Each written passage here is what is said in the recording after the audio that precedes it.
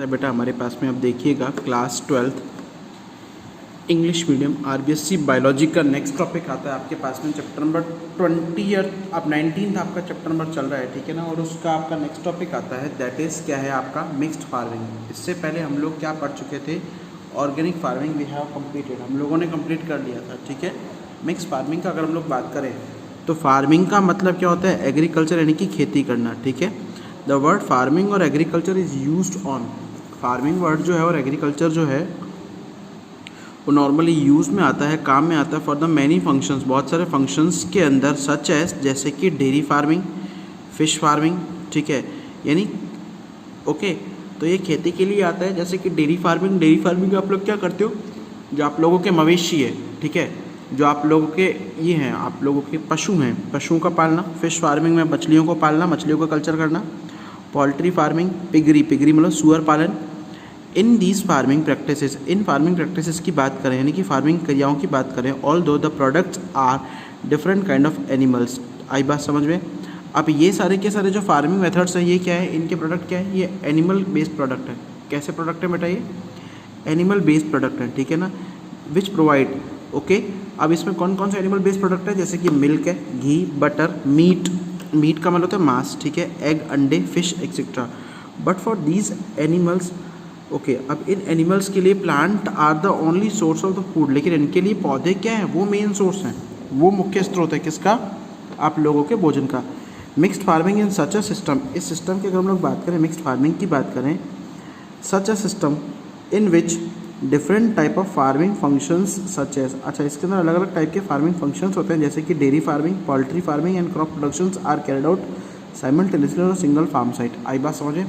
Mixed farming का मतलब पता क्या होता है, मिश्रित कृषि, हिंदी में बोलते हैं बेटा मिश्रित,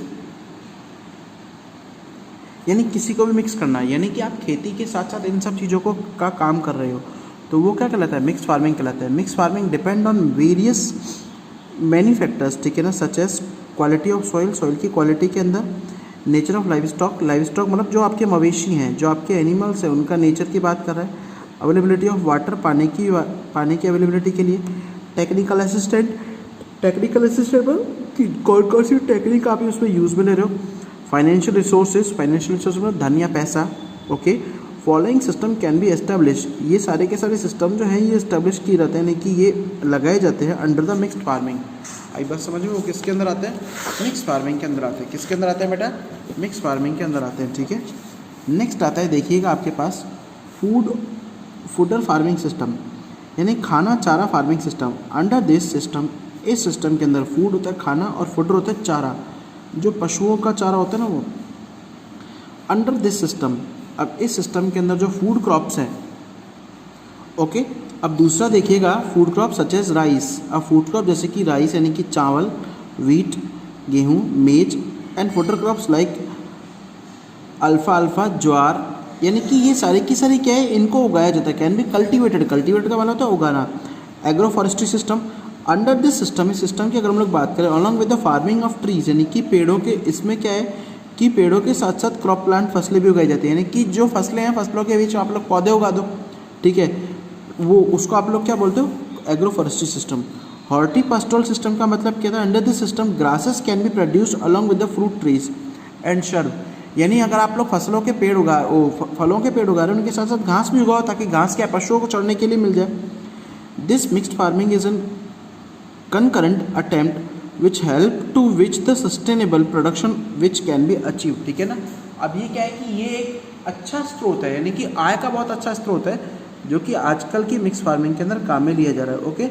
अगला आता है मिक्स क्रॉपिंग। मिक्स क्रॉपिंग के अंदर पता है क्या है कि आप लोग 2 या 3 फसलों को एक साथ उगा रहे हो।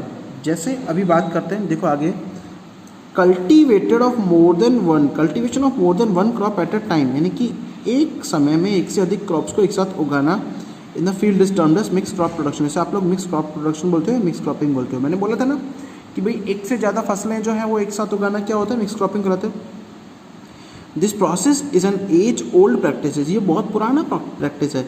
This method is mostly adopted in the rain feed areas. Rain feed areas मतलब उन एरियाज में काम में आता है जहाँ पर जो केवल जिनमें सिंचाई जो है, रेन फीड मतलब जिनमें सिंचाई का केवल एकमात्र स्रोत है क्या, rain. The main object of this agriculture, अब इस खेती का जो मेन ऑब्जेक्ट है, to reduce the loss of crop due to paucity of the rains. आई बात समझ में? ये क्या कह रहा है कि नॉर्मली इसका जो मेन ऑब्जेक्ट है, मेन इसका जो मेथड है या मेन अल्टीमेट ऑप्शन है, वो क्या है कि आप लोग पॉसिटी को रोक रहे हो, यानी कि जो अगर बारिश होने के बाद जो उत्पादन की क्षमता कम हो रही है उसको रोकना। अब जितनी बारिश हो रही है उसमें आप लोग अधिक से अधिक मात्रा में उत्पादन ले रहे हैं, सो दैट, इसलिए इफ़ वन क्रॉप रिमेन, अगर कोई भी क्रॉप जो है वो रिमेन पुअर, वो पुअर होता है और इज डिस्ट्रॉयड, और वो खत्म हो जाती है, इवन देन, तभी second crop can at least contribute, तो दूसरी, अब पता क्या है कि अगर बारिश नहीं हो तो एक अगर फसल खराब हो जाएगी तो हम लोग दूसरी क्रॉप जो है उससे तो कम से कम उत्पादन ले सकते हैं ना, ये उसकी बात कर रहे हैं, ठीक है ना। तो ये क्या करें, मिक्स क्रॉपिंग मतलब दो या दो से अधिक फसलें एक साथ उगाना, ताकि एक अगर ख़राब भी होती है तो हम लोगों के पास दूसरी जो बचे वो हो। आई बात समझ में? ठीक है।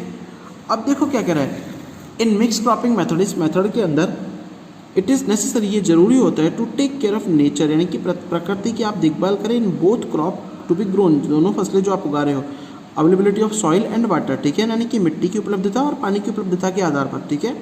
There are many benefit of the crop, इसके काफ़ी बेनिफिट है, जैसे कि इफ़ वन, पहला देखो क्या है कि अगर कोई किसी एक क्रॉप का प्रोडक्शन फेल हो जाता है, still there is no total loss, तो वहाँ पर पूरा लॉस नहीं होता। Also more than one agriculture product are obtain, इसलिए एक से अधिक एग्रीकल्चर प्रोडक्ट जो है वो ऑब्टेन हो जाता है बाय मिक्स क्रॉपिंग के थ्रू।